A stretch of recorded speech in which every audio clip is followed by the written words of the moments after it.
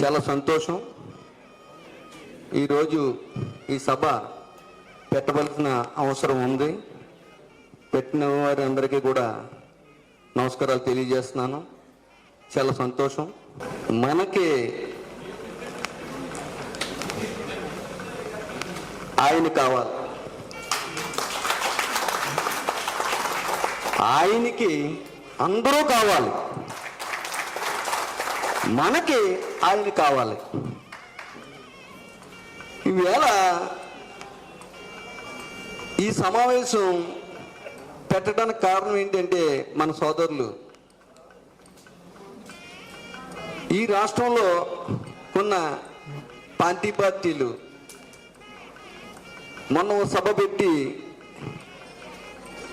ఆ పార్టీలో ఉన్న కాపులు అని చెప్పేసి ఒక సభ పెట్టి, ఆ సభలో వారు కొంతమంది ఇంపార్టెంట్ పర్సన్స్ తోటి ఒక సమావేశం ఏర్పాటు చేసుకుని, ఆ సమావేశంలో అంతర్గతంగా ప్రభుత్వం మీద కాదు మన టార్గెట్, ప్రభుత్వాన్ని బ్యాట్ చేసే వాతావరణం కాదు, మన కులంలో ఆయన ఒక్కడే ఎదుగుతున్నాడో, కన్నవాళ్ళు ఎదగనవట్లేదు, ఆయన్ని బ్యాట్ చేయాలి అనే ఉద్దేశంతో అంతర్గతంగా జరిగిన ఒక కుళ్ళు కుతంత్రాలతో జరిగిన సమావేశం మొన్న జరిగిన సమావేశం.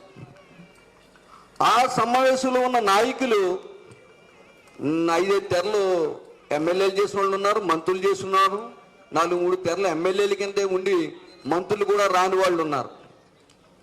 రేపు ఏదో వారి అధికారంలోకి ఈ మనిషిని ఏదైతే ప్రజల గురించి ఆయన బడుగు బలహీన వర్గాల నాయకుడిగా 10 సంవత్సరాలు అలుపెరుగన పోరాటం చేసి అధికారంలోకి వచ్చిన తర్వాత ఏ రకమైన వాతావరణంలో ఆయన ప్రజలకు సేవ చేస్తున్నాడు అన్నది ప్రతి ఒక్కరు చూస్తున్నారు.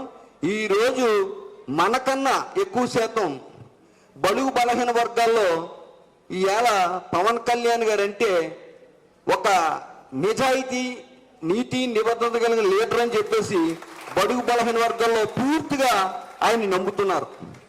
రాబోయే రోజుల్లో 2029లో కూడా ఈయన ఎంత బలంగా నిలబడతాడు అని అంటే, బడుగు బలహీన వర్గాల్లో తిరుగు లేకుండా ఈరోజు ఓటికి నోటిచ్చి నడిపే రాజకీయాలు నడుస్తున్నాయి.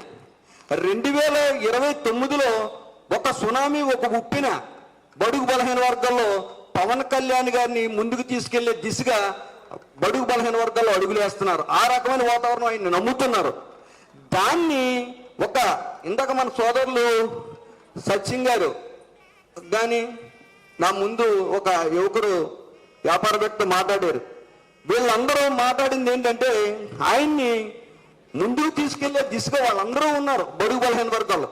కానీ నీతి నిబద్ధతతో, నిజాయితీ ఏదైతే ఇందాక సోదరులు చెప్పారు, ఈ గంజాయిలు గింజాయిలు చేసే వాళ్ళు మనకు అక్కర్లొద్దు, మన కమ్యూనిటీలో ఉన్న వాళ్ళ ద్రోహులే.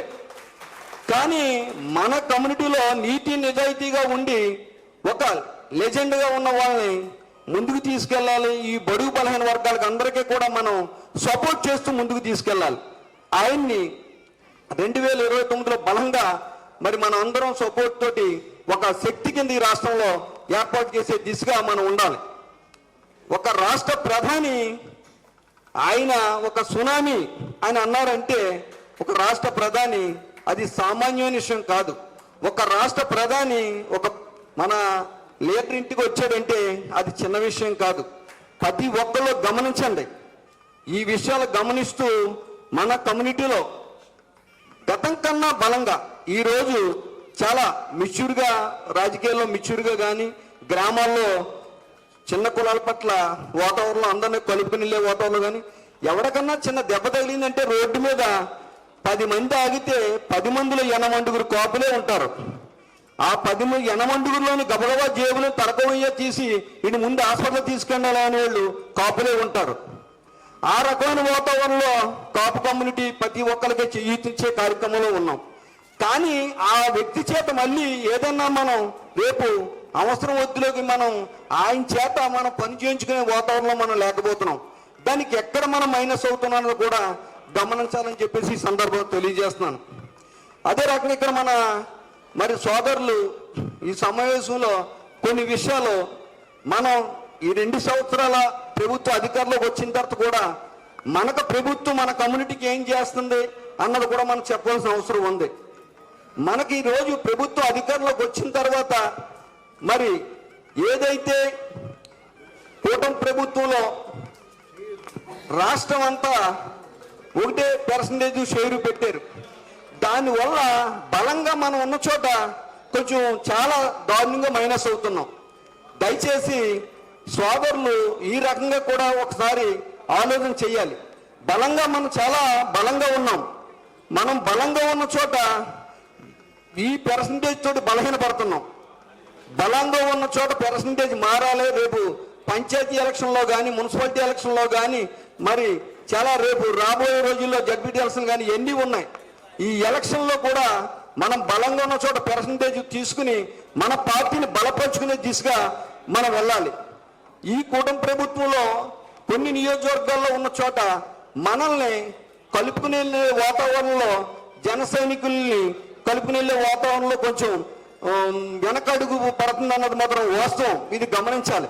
ఇది నాయకుడు కూడా దీన్ని కొంచెం పరిశీలనలో తీసుకుని మరి ఏదైతే జన సైనికులు అధికారంలోకి వచ్చిన తర్వాత మన నాయకుడి మీద ఏదైతే నమ్మకం పెట్టుకున్నారో ఆ నమ్మకాన్ని నాయకుడిగా ముందుకు తీసుకెళ్లేవలసిన పరిస్థితి ఉంటుంది.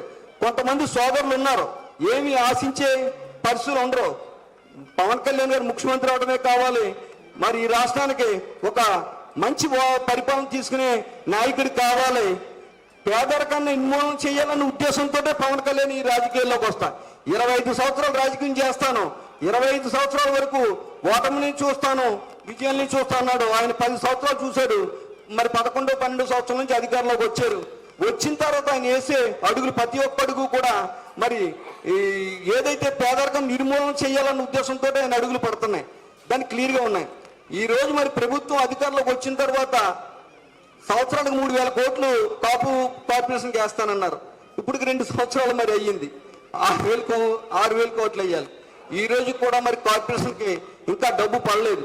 కానీ ఈ కమ్యూనిటీలో రోడ్డు కూరగాయలు అమ్ముకునే వాళ్ళు కానీ, జాంకాయలు అమ్ముకునే వాళ్ళు కానీ, చిన్న చిన్న కిల్లిగొట్లు ఉన్న వాళ్ళు కానీ, పేదరికంలో ఉన్న వాళ్ళు 80% ఈ కమ్యూనిటీలో ఉన్నారు.